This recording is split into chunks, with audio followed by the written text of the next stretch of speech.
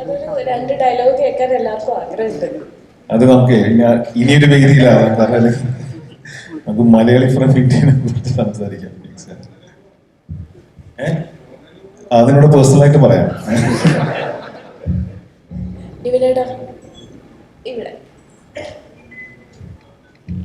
വർഷങ്ങൾക്ക് ശേഷം വന്ന് തിയേറ്ററിലെല്ലാം കയ്യടി നേടിയ, ഏറ്റവും കൂടുതൽ കയ്യടി നേടിയ ഒരാളാണ് നിവിനേട്ടൻ ആ ക്യാരക്ടർ വെച്ചിട്ട്. അപ്പം ഇപ്പം ചേട്ടൻ പറഞ്ഞ പോലെ വിനീത് ശ്രീനിവാസനാണ് ഇതിൽ എഴുതിയിരിക്കുന്നത്, ഫുൾ ആളുടെ ആണെന്ന് പറഞ്ഞു. പക്ഷെ എന്നിരുന്നാലും ചേട്ടൻ അത് പറയുമ്പം ഉള്ളെന്ന് വരുന്ന പോലെ ഫീൽ ചെയ്തു. ചേട്ടന്റെ സ്വന്തം ഡയലോഗായിരുന്നു അത്. അതൊന്ന് ജസ്റ്റ് ഒന്ന് പറയുന്നത് ചെയ്യാൻ ഉള്ളിന്ന് വരുമല്ലോ, അവസ്ഥ വെച്ചിട്ട് അത് ഉള്ളിന്ന് വന്നല്ലേ പറ്റൂ.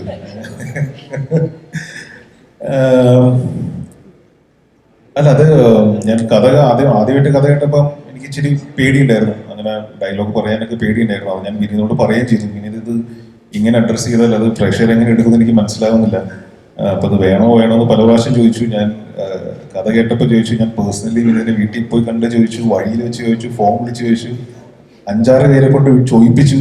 പക്ഷെ എല്ലാ പ്രാവശ്യം വിനീത്, എടാ ഇത് വർക്കാണ്, നീ എന്നെ വിശ്വസിക്കും, ഇത്ര നാൾ എന്നെ വിശ്വസിച്ചല്ലോ. ഞാൻ ഓക്കെ. അപ്പൊ ഞാൻ ഒരു ബ്ലൈൻഡ് ബിലീഫ് വിനീതിനെ ട്രസ്റ്റ് ചെയ്ത ക്യാരക്ടറാണ്. രണ്ട് ഡയലോഗ് കേൾക്കാൻ എല്ലാവർക്കും ആഗ്രഹമുണ്ട്. അത് നമുക്ക് ഇനിയൊരു വേദിയിലാവാം. കാരണം നമുക്ക് മലയാളി ഫ്രം ഇന്ത്യനെ കുറിച്ച് സംസാരിക്കാം. അതിനോട് പേഴ്സണലായിട്ട് പറയാം.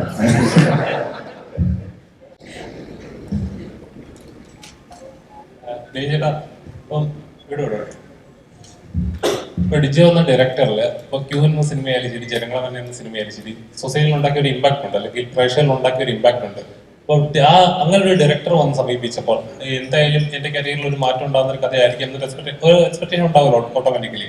അപ്പോൾ ഇങ്ങനെ ഒരു കഥ ചെയ്യുന്ന സമയത്ത് അല്ലെങ്കിൽ കരിയറിൽ എന്റെ ബ്രേക്ക് ത്രൂ തന്നെ ഒരു കഥാപാത്രമായിരിക്കും ഇത്. അല്ല, ഭയങ്കര എക്സ്പെക്ടേഷനോ അല്ലെങ്കിൽ അങ്ങനെ ലൈഫ് ചേഞ്ചിങ് ക്യാരക്ടറോ അങ്ങനെ ഫീൽ ചെയ്തിട്ടല്ല. ഈ സിനിമ നല്ലതാണ്. ഷാരിസിന്റെ എഴുത്ത് എനിക്ക് ഇഷ്ടമാണ്. ഡിജോയുടെ മുമ്പത്തെ 2 സിനിമകളും എനിക്ക് ഇഷ്ടമാണ്. അപ്പം ഇവരുടെ ഒരു കോമ്പിനേഷനിൽ ഒരു വർക്ക് ഉണ്ട്. ഓഡിയൻസിനെ എവിടെയോ കണക്ട് ചെയ്യുന്ന കാര്യങ്ങൾ ഇവരുടെ സിനിമയിലൂടെ വരുന്നുണ്ട്. വളരെ ഇൻട്രസ്റ്റിംഗ് ആയിട്ടൊരു ഫിലിം മേക്കറാണ് ഡിജോ. അപ്പോൾ പിന്നെ ഈ കഥയും എനിക്ക് ആ ഗോപിയോട് എനിക്ക് റിലേറ്റ് ചെയ്യാൻ പറ്റി.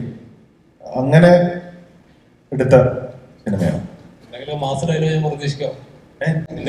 ഡയലോഗ് പ്രതീക്ഷിക്കാവുന്നു ജനഗണനയിലൊക്കെ ഉണ്ടായതുപോലെ. ഇല്ല, അത് ഞാൻ ചോദിച്ചു, പക്ഷെ അത് ഞാൻ പറഞ്ഞ ഏക്കില്ല എന്നാ പറഞ്ഞു. അപ്പൊ അതുകൊണ്ട് ഞാൻ അല്ലാതെ പ്രൊമോയിൽ പറഞ്ഞല്ലോ മാസ് ഡയലോഗ് എല്ലാം ഒത്തിരി അല്ലടാ.